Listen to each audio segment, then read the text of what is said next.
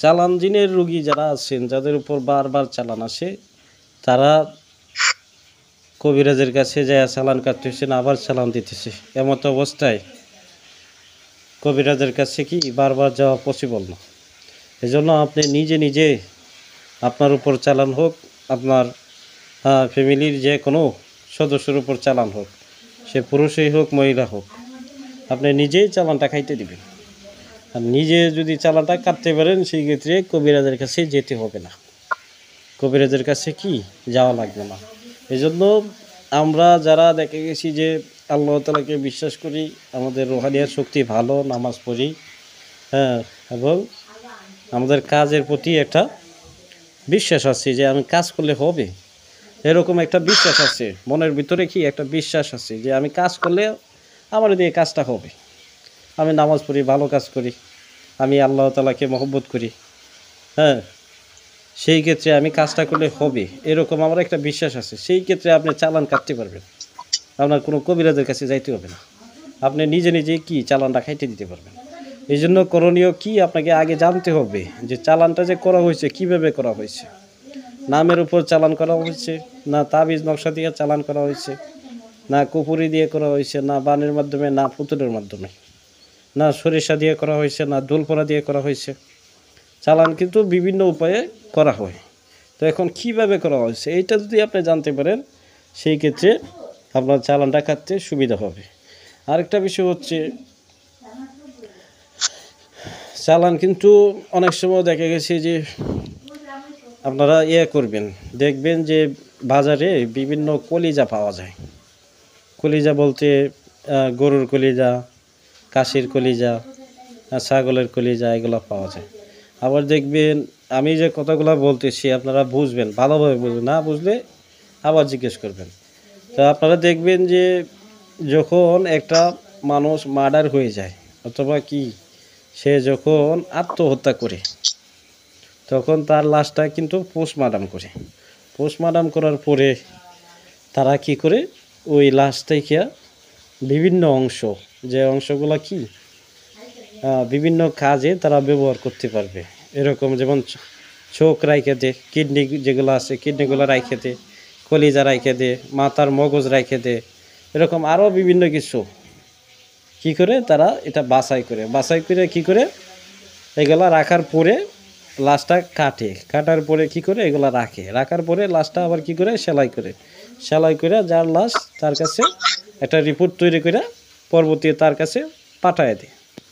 আমি সংক্ষেপে বললাম।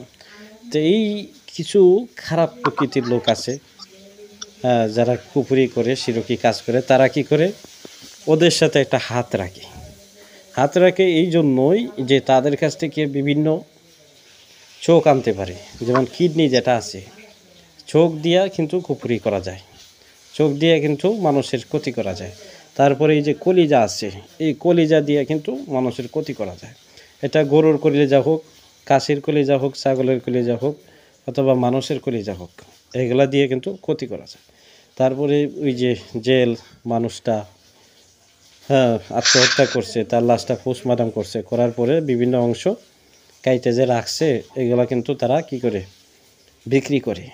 তো ওখান থেকে যদি তাদের হাত থাকে, অথবা দেখবেন যে অনেকেরই কি যারা এই লাশ কাটে তাদের সাথে সম্পর্ক থাকে, সেই অনুপাতে তারা কি করে ওখান থেকে ডিল করে এগুলা নিয়ে আসে, টাকার মাধ্যমে খরচাপাতি হয়, তবে কি এই খরচ দিয়ে নিয়ে আসার পরে এইগুলো দিয়ে মানুষের ক্ষতি করে।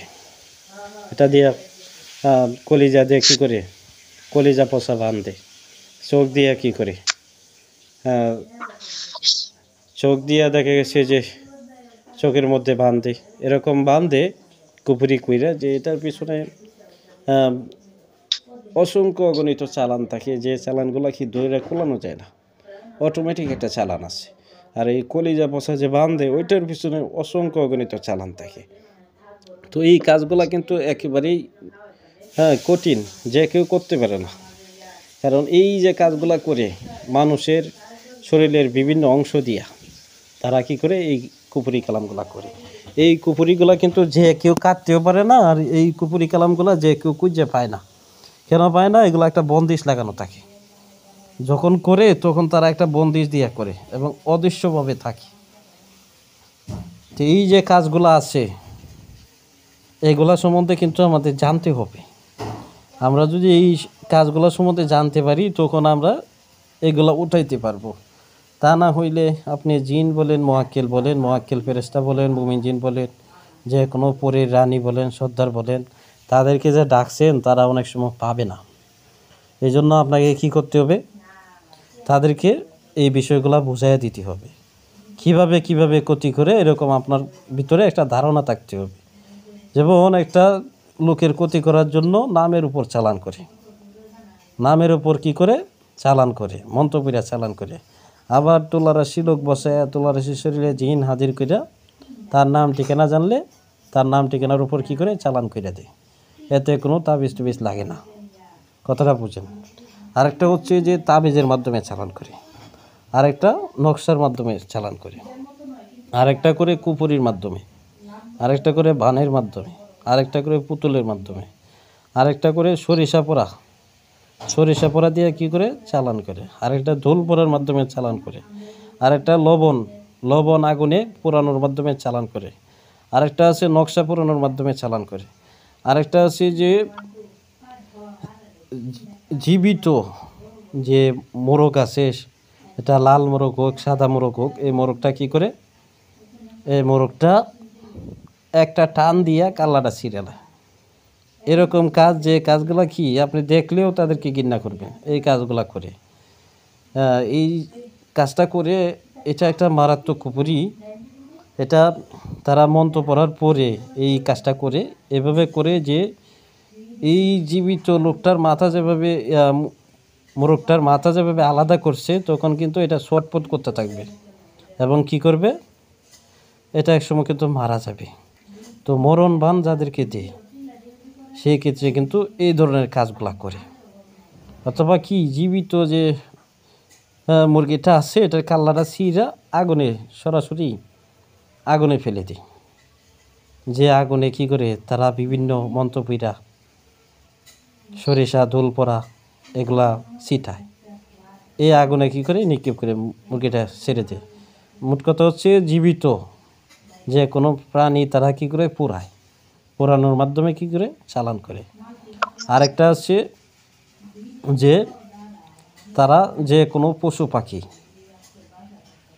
তারা কি করে বিভিন্ন দেব দেবী ডাকে, তাদের নামে এই পশুটা বলি দেয়। এটা একটা কবুতর হতে পারে, একটা মোরগ হইতে পারে। মোট কথা হচ্ছে যতদিন এটা একটা সাধন আছে, যতদিন এই সাধনটা করবে ততদিনই একটা করে বলি দিতে হবে। যে কোনো পশু পাখি বলি দিতে হবে প্রতিদিনে একটা করে। যদি একদিন মিস যায় যে আজকে বলি দিতে পারে নাই, তাহলে সাধনটা ভঙ্গ হয়ে যাবে। তো এই রকম কিছু সাধনা আছে, এই সাধনের মাধ্যমে কিন্তু তারা শয়তানি শক্তি লাভ করে এবং তারা এই কবিরাজি জগতে, খারাপ কবিরাজি জগতে তারা কিন্তু শীর্ষস্থান অর্জন করে এবং তারা যে কোনো মানুষের ক্ষতি করার জন্য এরকম কিছু শয়তানি শক্তি পায় যে কোনো একটা ভালো মানুষের উপর জ্বর চালান দিয়ে দিতে পারে, ঠান্ডা সর্দি চালান দিয়ে দিতে পারে। এখন তো শীতের মৌসুম, ঠান্ডা সর্দি চালান দিয়ে দিতে পারে। এরপরে দেখা গেছে যে এই আপনার শরীরে জ্বর আসতেছে, এই আবার গরমও, এক সাইড গরম হইতেছে আর এক সাইড ঠান্ডা হইতেছে।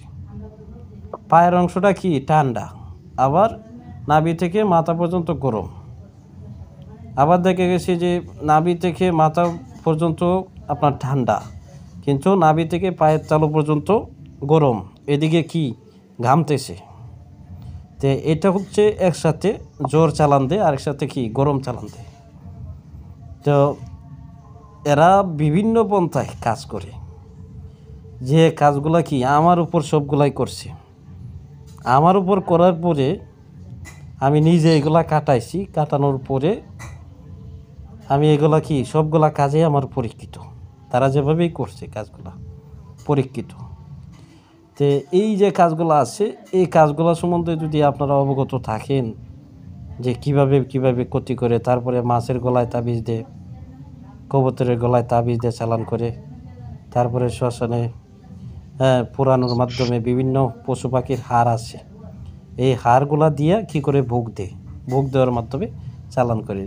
ডিম দিয়ে কি করে 3 রাস্তায় অথবা 4 রাস্তায় ভোগ দেওয়ার মাধ্যমে। মোট কথা হচ্ছে এই যে কতগুলা বললাম, এগুলা কি সবগুলা চালান করার এক একটা মাধ্যম, এক একটা পন্থা। তো এই যে চালানগুলা করে এগুলো সম্বন্ধে কি আমাদের ধারণা থাকতে হবে। ধারণা থাকলে তখন আপনি এই চালানগুলা কাটতে পারবেন। কথা কি আপনারা বুঝতেছেন?